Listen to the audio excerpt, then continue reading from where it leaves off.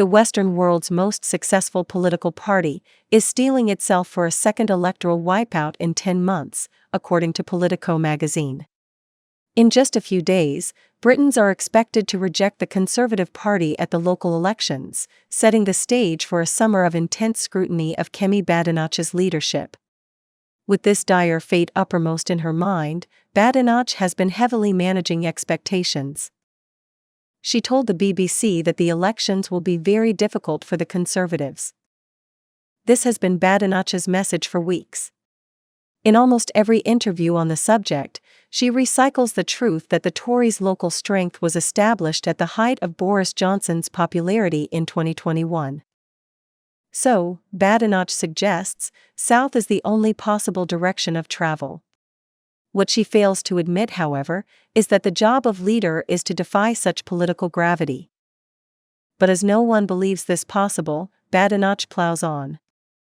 The only surprise in Badenoch's most recent nod to the wipeout to come was that she shared it with the BBC.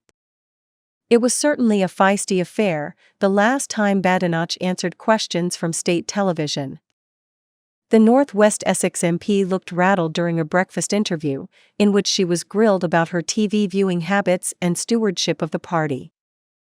Badenoch is not a natural television performer, but when replying to a question about why she had not watched the hit Netflix drama Adolescence, Badenoch showed that she had at least learned from her car crash interview on the same subject with GB News. This time, the Tory leader refrained from giving oxygen to the hard-right conspiracy that the story was based on a black killer, as if this detail was even important to the issues under dramatic exposure. Badenoch said she probably wouldn't watch the program, as most of her time is spent visiting people around the country. Yet, in declaring that she might not watch the program that has transfixed the Prime Minister and almost everyone in media land, Badenoch fueled concerns that she is both bloody-minded and out of touch. But such is the current perception of Badenoch that any answer she could give would undoubtedly invite criticism. If Badenoch admitted to preferring a night with policy documents rather than Netflix, then she would be condemned as a robot politician, remote from the general public. Should Badenoch try to be relatable, telling breakfast TV journalists that she likes nothing better than an evening in with good telly and an ice cream bucket, then her numerous critics would rub their hands with glee and shout gotcha. Badenoch prefers watching TV and playing Candy Crush to the day-to-day tasks of leadership, as the saturnine Dominic Cummings has already claimed. What is surely at stake for the Tory leader are the assumptions being made about her competence and political judgment. Accusing the Prime Minister of cowardice and then going on to attack his lack of a moral core, hit a shrill note and suggested that the Tory leader is rattled by frequently being bested at Prime Minister's questions. Badenoch is deemed by many to have been on the wrong side of a spat between the United Kingdom and Israel, after it denied entry to the Labour MPs Abdeslam Mohammed and Yuan Yang, while on a trip to visit the occupied West Bank. Israel said it barred the parliamentarians because they intended to spread hate speech, a point which Britain's Foreign Secretary David Lammy has rejected. And Badenoch's political instincts are again under close examination, after she signaled that Conservative associations can enter into political deals with Reform, ahead of the May local elections. I've seen Conservatives go into coalition with Labour, with Liberal Democrats, with Independents, Badenoch said in a BBC interview. What I'm telling local leaders across the country is that they have to do what is right for the people in their local area. The meaning of her statement was not lost on Conservative friend and foe. Previously, Badenoch had ruled out a national-level deal with Reform, knowing that such an alliance would be part of her political obituary. So it appeared suspicious to some of her fellow Conservatives that Badenoch should give her support to local coalitions. Nigel Farage, the embattled Reform owner, was having none of it, and swiftly snuffed out any chance of a deal.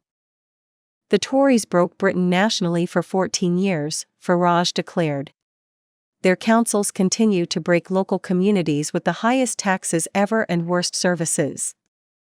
It's not my decision in any way, but my feeling on it is that we should have nothing to do with alliances with them, just as Kemi has said about the national situation. In short, Badenoch's hand of friendship to reform has been met by a raised finger.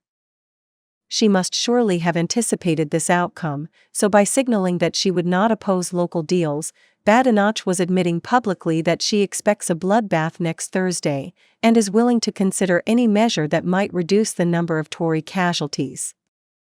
As Badenoch knows, the buck will stop with her when the election results are announced.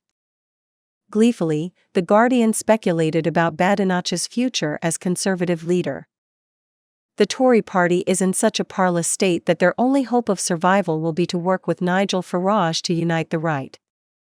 Kemi Badenoch, the party leader, has ruled this out, pointing out that Farage vowed to destroy the Conservatives. But she has struggled to escape constant speculation about her own leadership, as her party struggles to adjust to its new reality in the political wilderness. According to The Guardian, Badenoch sat grim-faced in the Commons last Wednesday, as Keir Starmer brought the House down with a joke at Badenoch's expense. The member for Clacton is going to do what he always does, eat the Tory party for breakfast. Farage, The Guardian alerted its readers, sitting several rows back, shook with laughter. The newspaper continued to pile on the hurt. There is much private grumbling about whether Badenoch has got what it takes to challenge Farage, the newspaper noted. Badenoch also faces the challenge of a diminished and disheartened party machine, a huge drop in staff members and a dire financial situation, with donors holding back support and even transferring allegiance to Reform. With such miserable newspaper commentary and mockery from the Prime Minister, Badenoch moved fast to calm talk of a putsch against her leadership. Robert Jenrick, rumored to be in secret coalition talks with Nigel Farage, was pressed to declare publicly that the Conservative Reform Pact was dead.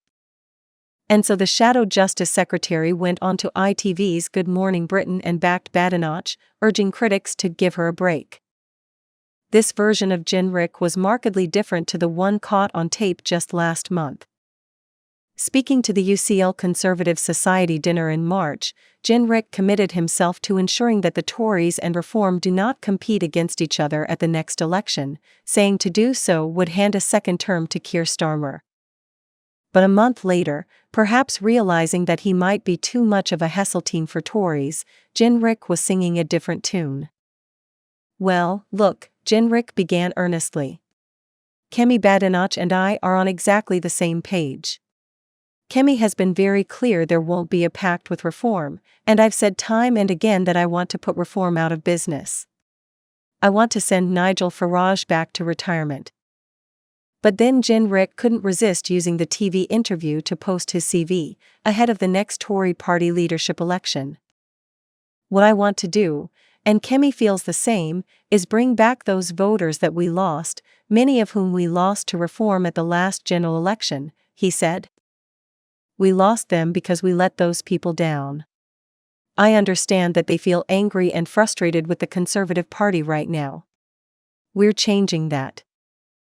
The party's under new leadership under Kemi. Frankly, I think she's doing a bloody good job in difficult circumstances. It's not easy being leader of the opposition when we've just suffered our worst ever election defeat." As Jenrick positions himself as the heir apparent and Tories brace themselves for a disastrous local election showing, it was left to the Daily Express to raise the party standard aloft. The newspaper admitted that Badenoch has been accused of not being visible enough and is distraught that the Badenoch bounce, which accompanied her election as leader, had fallen flat during her first 100 days in the job. But according to the Express, Badenoch may have now found her mojo. It stated that in recent weeks, there has been a notable change in gear. Badenoch has held more press conferences, more interviews, and a big policy announcement on net zero. She has also been more outspoken on issues like the rape gang scandal and hopes to lead the national debate on smartphones in schools. But will this sudden burst of energy be enough? Badenoch says she has much thicker skin than people realize. She will need it for what should be a fraught summer, during which her enemies will use the local election results to underline their point that Badenoch has been overpromoted, is not liked by British voters, and cannot lead the Conservative Party to victory. How Badenoch answers these criticisms over the next 3 months will be the key to her survival as the party's leader. Thank you for listening to this podcast from our master's blankets. We are delighted to have your attention. Please like and share this podcast. And whilst you're here, please subscribe to this channel. See you next time.